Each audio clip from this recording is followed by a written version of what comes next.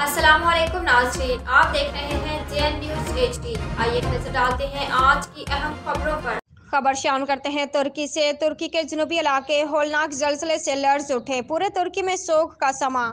कहरामान, martial और गाजी अंतिब इलाके में आने वाले जलजले से तकरीबन 2300 से अफराद जान की बाजी हार गए। 10,000 तक मुमकिन अमवात हो सकती हैं। दुख की इस घड़ी में अहले पाकिस्तान अपने तुर्क भाइयों के गम में बराबर के शरीक है। अल्लाह ताला अपना खसूसी रहम अहले तुर्किया पर नाजिल फरमाए। इस मुसीबत की घड़ी में पाकिस्तानी कौम तुर्किया के गम में बराबर की शरीक है। कुछ साल पहले फिलिपाइन में एक बड़ा जलजिला आया था और तारीख आज ही की थी 6 फरवरी 2012।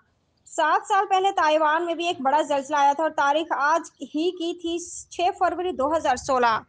आज तुर्की में फिर एक बड़ा जलजिला है और तारीख है 6 फरवरी 2023। अल्लाह रहम करे, इस वक्त वहाँ बर्फबारी भी शदीद हो रही है।